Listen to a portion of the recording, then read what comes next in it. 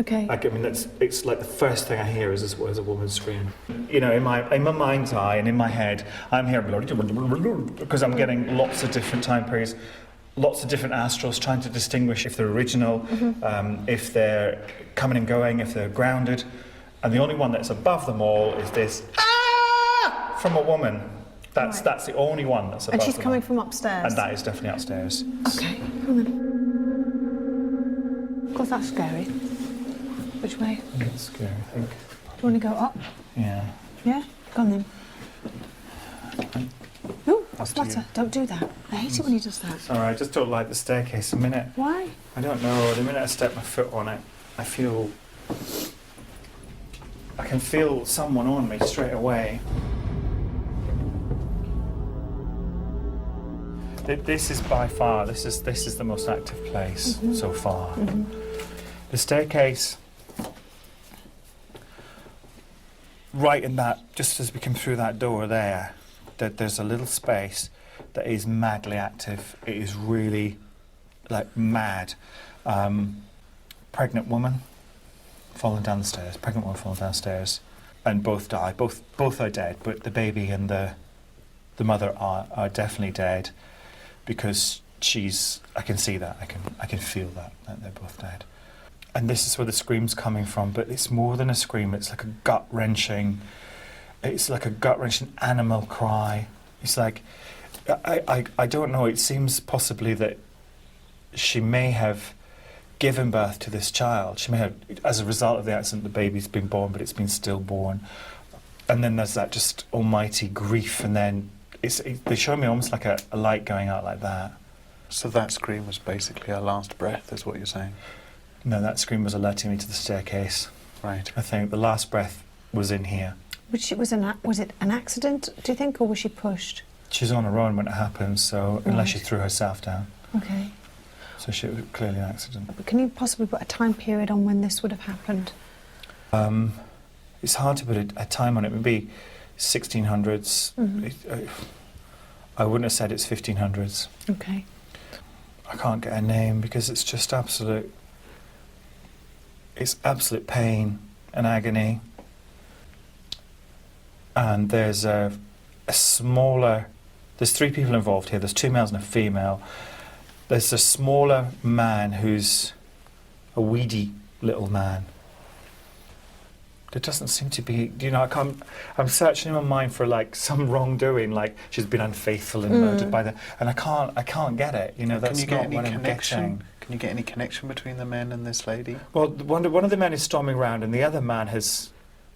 To me, he's got blood up his arms, and he's got a dead baby in his arms. As a doctor, he's possibly one of the strongest things here. So And scratching from behind here. Where? From behind the fireplace, scratching. Well, what would be causing that? Well, somebody's behind it. Somebody's bricked up in it. Really? Put your torch up there. Oh. It's blocked. It is blocked. So somebody was buried behind here? Not buried, stuffed. Just stuffed up. Oh, alive?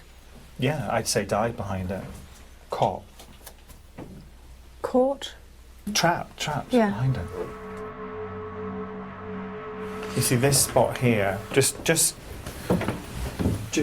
there is really active to me, and it sets. What sort of things would we hear?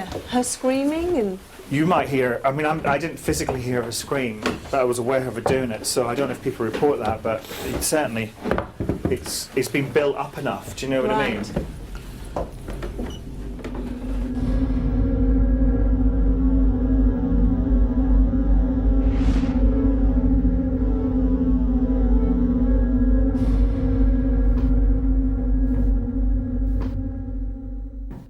There is one who's kind of followed us around a couple of times. I've seen him, just got him out the corner of my eye.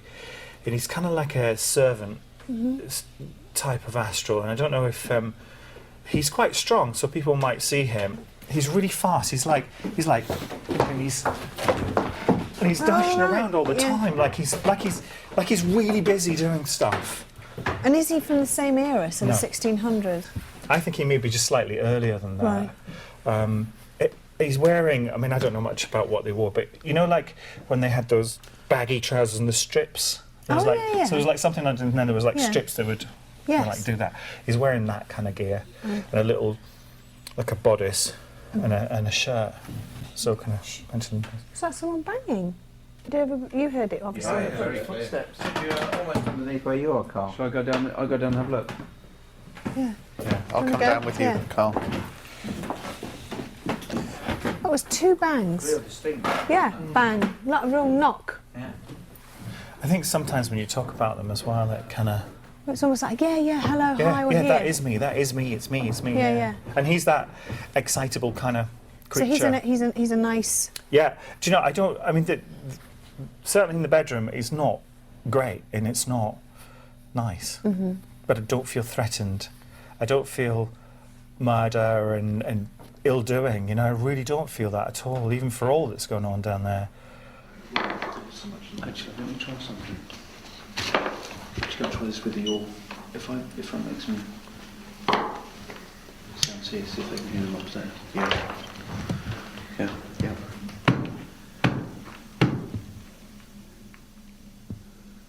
And this little chap that's scurrying around, is he here all the time? Or is he just visiting? No, he seems strong enough to be here all the time, but all over the building. Why? What would he be? Sometimes the servants will stay. Really? Yeah. Do you think he's just going about his business, being busy? And he's aware of us. Is he? Impish. This one's an impish one. What you mean? So he might play games? He could play. Yeah, he could play if we can get. I'm not sure this is his strongest space, Right. but maybe down one. What? might be stronger. Age-wise, how old is he? But he's a bit older. He's probably in his late 30s. Can you see his face? Describe his face. Very small, pinched face with that kind of goatee thing Right. and the moustache. Okay. But very, very pinched Right. Okay. and balding. Okay. All right. I'm coming back now. Anything?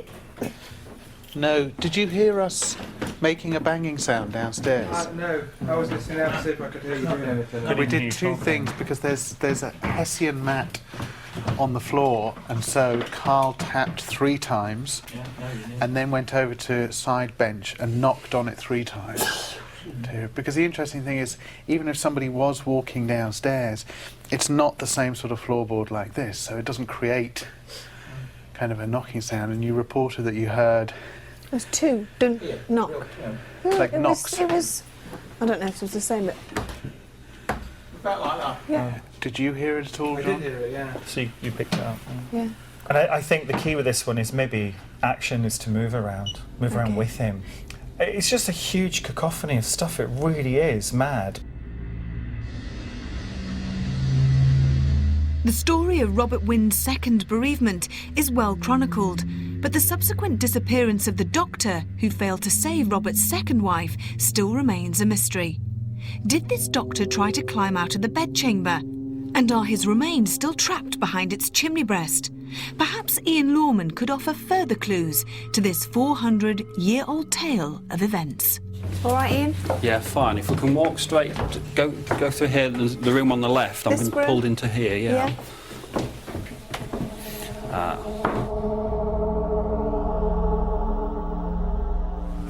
Yeah, straight away, as soon as we walked into this room, I'm aware of a gentleman.